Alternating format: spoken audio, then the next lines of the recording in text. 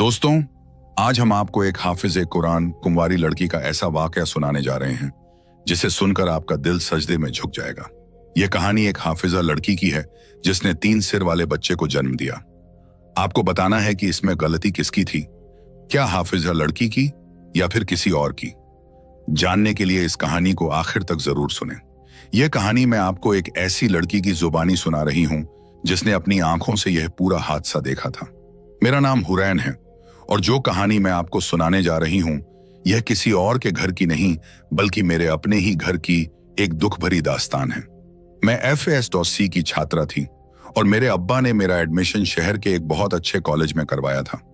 मेरा ताल्लुक गांव से था और हमारे गांव में बहुत जमीनें थीं। मेरे अब्बा का गांव में बहुत नाम था। जैसे ही मेरी FAS.C पूरी हुई, अब्बा का यही कहना था कि अब मैं वापस गांव जाऊं और कुछ वक्त वहां गुजारूं।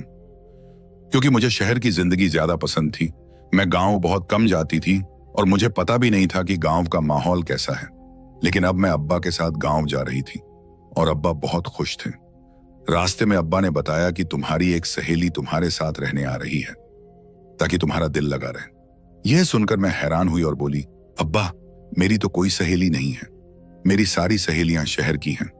अब्बा मुस्कुराकर बोले, मैंने एक लड़की को तुम्हारे साथ रहने की दावत दी है ताकि तुम्हारा दिल बहल जाए। वह बहुत प्यारी और खूबसूरत बच्ची है। अब्बा की बात सुनकर मैं खुश हुई कि गांव में मेरा वक्त जल्दी गुजरेगा। जब हम हवेली पहुंचे तो वहां अजीब सी सनसनी थी।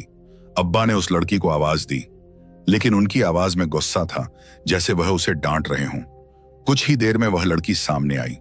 उसे देखकर मैं दंग रह गई। अब्बा उसे मेरी सहेली बना रहे थे, लेकिन वह मुझसे बहुत छोटी थी, शायद 15 साल की, जबकि मैं उस वक्त 18 साल की थी। मैंने कहा, अब्बा, क्या आप इसी लड़की की बात कर रहे हैं? यह तो बहुत छोटी है। अब्बा बोले, हाँ तो क्या हुआ, यह समझदार है, इसका नाम राबिया है और आज से यह तुम्हारे साथ रहेगी। तुम्हारा दिल लगाएगी और तुम्हारे सारे काम भी करेगी। अब्बा की बात सुनकर मैं चौंक गई। मैंने कहा, अब्बा, ये मेरे काम क्यों करेगी? मैं अपने काम खुद कर सकती हूँ। शहर में भी हॉस्टल में रहती थी, सब काम खुद करती थी। अब्बा ने सख्ती से कहा, मैंने कह दिया तो कह दिया, राबिया तुम्हारे सारे काम करेगी। तुम गांव में इतने वक्त बाद आई हो, क्या मैं तुम्हें काम पर लगा दूं? तुम्हें तकलीफ से बचाने के लिए ही इसे लाया हूं। यह कहकर अब्बा वहां से चले गए। इसके बाद मैं राबिया के पास गई तो वह बहुत घबराई हुई थी। मैंने पूछा, तुम कौन हो? क्या इसी गांव की हो? वह बस सिर हिला रही थी, मुंह से कुछ बोल नहीं पा रही थी। वह बहुत सहमी हुई लग रही थी। फिर जब मैं कमरे में गई तो वह मेरे लिए चाय बनाकर ले आई। यह देखकर मैंने उसे रोकते हुए कहा, अब्बा गांव के सारे मामले संभालते हैं, इसी वजह से उनका स्वभाव थोड़ा सख्त है, उनकी बातों का बुरा मत मानना। मैं इतना ही बोली थी कि वह अचानक दौड़ती हुई बाहर चली गई। हमारी हवेली के साथ एक क्वार्टर था जहां जाने की मुझे मनाही थी। एक दिन अचानक मैंने देखा कि अब्बा उसी क्वार्टर से बाहर आ रहे हैं, बहुत गुस्से में। मैं भी जल्दी से अंदर चली गई। अंदर पहुंचते ही राबिया जोर जोर से रो रही थी। उसकी चीखों से पूरा क्वार्टर गूंज रहा था। मेरे पैर कांप गए कि उसे क्या हो गया था। मुझे लगा अब्बा ने उसे डांटा होगा। मैंने पूछा, राबिया, क्या हुआ? तुम ठीक हो? क्या अब्बा ने डांटा है? राबिया घबराकर बोली, नहीं, साहब जी ने कुछ नहीं कहा। वह तो सिर्फ कह रहे थे कि मैं छोटी बीबी आपका ध्यान नहीं रखती। वह मुझे छोटी बीबी कह रही थी। मैं मुस्कुराई और कहा, अगर तुम यहां से जाना चाहती हो, सताती हो तो चली जाओ। मैं अब्बा से कह दूंगी कि वे तुम्हें वापस भेज दें। मेरी बात पर वह डरते हुए बोली, नहीं नहीं, ऐसी बात मत कहना। आपकी वजह से साहब जी मुझ पर गुस्सा करते हैं। आप उनसे कुछ मत कहिए, वरना वह और गुस्सा करेंगे। मैं उसकी बातों को सच समझ बैठी, लेकिन वह झूठ बोल रही थी, क्योंकि उसकी गर्दन पर लाल निशान देखकर मेरा दिल बैठ गया। मैं समझ गई, वह कुछ बहुत बड़ा छुपा रही थी। अगले दिन मैंने तय किया कि अब्बा से इस बारे में जरूर बात करूंगी। मैं अब्बा के पास गई और कहा, आप राबिया पर कुछ ज्यादा ही गुस्सा नहीं करते? अब्बा उस वक्त चाय पी रहे थे। मेरी बात सुनकर उन्होंने मुझे ध्यान से देखा और बोले, क्या हुआ? क्या तुमने राबिया से कुछ कहा है या राबिया ने तुम्हें कुछ बताया है? मैंने जल्दी से कहा, नहीं, ऐसी बात नहीं है, लेकिन असल में राबिया बहुत मानसिक दबाव में रहती है। मैं चाहती हूं कि आप उसे वापस भेज दें। यह सुनते ही अब्बा गुस्से में आकर बोले, ठीक है, फिर मैं उसे समझा दूंगा। इस बार ऐसे समझाऊंगा कि वह मेरी बात जरूर मानेगी। यह कहते ही वे उठने लगे। मैं घबराकर उनके पीछे भागी। मेरा दिल कह रहा था कि अब्बा जरूर राबिया के पास ही जा रहे हैं। मैंने कहा, प्लीज ऐसा मत करें, उस बेचारी का कोई कसूर नहीं है और आप इतने गुस्से में क्यों हैं? मुझे बिल्कुल समझ नहीं आ रहा था कि अब्बा राबिया के साथ इतना गुस्सा क्यों करते हैं, लेकिन कुछ ही देर बाद जो खबर मुझे मिली उसने मेरी रूह हिला दी। कुछ दिन बाद राबिया को बुखार हो गया और वह हवेली नहीं आई। मैं बहुत परेशान हो गई। अब्बा मुझे कहने लगे, अब देखो, राबिया से काम मत करवाओ, अब तो तुम्हें खुद भी काम करना चाहिए। 2 महीने तुमने खूब आराम कर लिया है। मैंने राबिया को इसलिए रखा था कि तुम आराम कर लो, अब आगे तुम काम करोगी। अब्बा की यह बात सुनकर मैं हैरान रह गई। पहले तो अब्बा मुझे जरा सा भी काम नहीं करने देते थे और आज यह सब कह रहे थे। मुझे शक होने लगा। राबिया कभी हवेली नहीं आती थी, वह क्वार्टर में ही रहती थी। एक दिन मैंने अब्बा से छुपकर क्वार्टर जाने का फैसला किया। जैसे ही मैं अंदर गई, राबिया बहुत बीमार लग रही थी, बस बिस्तर पर लेटी हुई। उसे देखकर मैं हिल गई। उसका शरीर थोड़ा सूजा हुआ था। पता नहीं उसे क्या हो गया था। मुझे लगा शायद कोई बीमारी हो। मैंने उसका बुखार चेक किया और पूछा, राबिया, तुम्हें क्या हो गया है? तुम इतने दिन से हवेली क्यों नहीं आई? या सही यही, मैंने तुम्हें बहुत याद किया, इसलिए तुम्हारे पास चली आई हूं। राबिया बोली, बीबी जी, बस थोड़ी बीमार हो गई हूं। उसकी हालत देखकर मैं घबरा गई। मैंने कहा, चलो मैं तुम्हें डॉक्टर के पास ले चलती हूं। तब राबिया बोली, नहीं, साहब जी मुझे लेकर गए थे। यह सुनकर मैं हैरान रह गई, क्योंकि अब्बा ने मुझे कुछ नहीं बताया था। मैंने पूछा, फिर डॉक्टर ने क्या कहा? राबिया बोली, टेस्ट करवाने को कहा था, अब पता नहीं क्या रिपोर्ट आई है, पर साहब जी कह रहे हैं मुझे बहुत आराम की जरूरत है। वह मुझे खाली खाली नजरों से देख रही थी, लेकिन जैसे ही उसकी नजर घड़ी पर पड़ी, वह बोली, चलें, अब आप चली जाइए, मुझे आराम करना है। मैंने टाइम देखा, रात के 12 बज रहे थे। मैंने कहा, मैं थोड़ी देर और तुम्हारे साथ बैठना चाहती हूं, तुमसे बात करना चाहती हूं। राबिया जल्दी से बोली, नहीं नहीं बीबी जी, मुझे बहुत नींद आ रही है, प्लीज आप चली जाइए। मुझे लगा शायद रुकना ठीक नहीं है। मैं वहां से वापस आ गई, लेकिन मेरा दिल बेचैन था। राबिया के साथ आखिर हो क्या रहा था? कुछ दिन बाद मैंने फिर से सोचा कि राबिया का हाल पूछने के लिए क्वार्टर चली जाऊं। जैसे ही अंदर गई, शायद वह वॉशरूम में थी। मैं वापस जाने लगी, तभी मेरी नजर एक रिपोर्ट पर पड़ी। ना चाहते हुए भी मैंने वह रिपोर्ट उठाई और पढ़ना शुरू किया। रिपोर्ट पढ़ते ही मेरे पैरों तले जमीन खिसक गई। राबिया गर्भवती थी। मेरे होश उड़ गए। मैं समझ नहीं पा रही थी कि उसके साथ ये क्या हो रहा है और ये बच्चा किसका है। मैं तुरंत हवेली लौट आई। बहुत परेशानी में थी। अब्बा मुझसे बार बार पूछते थे, क्या हुआ, कोई परेशानी है? मैं कहती, नहीं, ऐसी बात नहीं है। लेकिन अब मुझे राबिया के घर वालों को ढूंढना था। वह कौन है, कहां रहते हैं? क्योंकि जब तक यह पता नहीं चलता, मैं चैन से नहीं रह सकती थी। राबिया हवेली में काम करती थी, वह कहीं बाहर जाती भी नहीं थी। फिर वह गर्भवती कैसे हो सकती थी? मेरे दिल में एक डरावना शक उठ रहा था। कभी कभी मुझे अपने ही पिता पर शक होने लगता। फिर मैं खुद को कोसती, हुरैन, तुम अपने बाप पर ही शक कर रही हो। मेरी मां का इंतकाल तब हुआ था जब मैं सिर्फ 4 साल की थी। मैंने अपने माँ बाप को एक साथ कभी नहीं देखा। लेकिन जब भी मैं अपनी खाला के पास कराची जाती, आप क्या रही आनीज का दी, वह अब्बा को हमेशा बुरा भला कहती। वह कहती थी, कराची में रहो, अपने बाप को छोड़ दो। लेकिन मैं अपने बाप को कभी नहीं छोड़ सकती थी। मेरे बाप बहुत जमीन जायदाद के मालिक थे। उनका कोई बेटा नहीं था। उनकी सारी जायदाद मुझे ही मिलनी थी, इसलिए मैं उन्हें छोड़ने का सोच भी नहीं सकती थी। मेरी खाला अब्बा को इतना बुरा कहती थी कि एक बार उन्होंने यहां तक कह दिया, तुम्हारी मां के कातिल वही हैं। यह सुनकर मैं हमेशा उन्हें डांट देती थी। नहीं नहीं, ऐसा नहीं हो सकता, मेरे अब्बा मेरी मां को क्यों मारेंगे? लेकिन खाला ठंडी आह भरती थी और कहती थी, तुम्हें कुछ नहीं पता। जब तुम पैदा हुई थी तब उसने यही कहकर तुम्हारी मां को मार दिया कि तुमने बेटा क्यों नहीं जना, बेटी को क्यों जन्म दिया। खाला की यह बात सुनते ही मेरे दिल में अब्बा के लिए जो प्यार था वह अचानक कम हो गया। इसीलिए मेरा गांव में बिल्कुल दिल नहीं लगता था। मैं हमेशा यही सोचती रहती, अब्बा का किरदार बहुत शकी है। अब्बा का उठना बैठना वडेरों और उनके अमीर साथियों के साथ ही था। वे सब बड़े अय्याश किस्म के लोग थे। इन बातों को सोचते ही मेरा मन तुरंत राबिया की तरफ चला गया। वह बेचारी जो गर्भवती थी। मैं बहुत परेशान थी। मैंने राबिया के घर वालों का पता लगवाया और उसी दिन उनके घर चली गई। राबिया के माँ बाप को देखकर मैं दंग रह गई। वे मुझे इतना सम्मान दे रहे थे, कभी फल लाकर दे रहे थे, कभी कोई पेय। समझ नहीं आ रहा था कि वे मेरी इतनी सेवा क्यों कर रहे हैं। उनका घर मिट्टी का बना था, लेकिन अंदर हर सुविधा मौजूद थी। उन्होंने कहा, तुम्हारे बाप का हम पर बहुत करम है, उन्होंने हमें माफ कर दिया है। यह सुनते ही मैं सन्न रह गई। मैंने राबिया की मां से पूछा, आंटी, आप कहना क्या चाहती हैं और आप राबिया को हवेली क्यों नहीं आने देती? उनकी नजरें झुक गईं।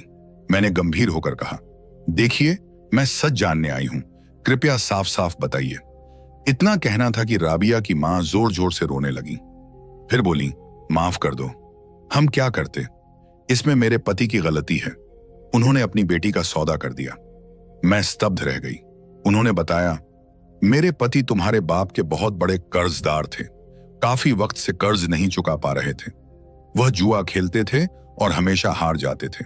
आखिर में उन्होंने अपनी बेटी को तुम्हारे बाप के हवाले कर दिया, कर्ज उतारने के लिए। मैं सदमे में थी। मेरा बाप इस सब में शामिल था, यकीन नहीं आ रहा था। मैंने पूछा, आंटी, क्या इसमें मेरे बाप का भी कसूर है? वह बोली, हाँ, मालिक का कसूर बहुत ज्यादा है। जुआ वही खिलवाता था, तुम्हारा बाप भी जुआ खेलता था और मेरा पति उनकी बाजी हार गया था।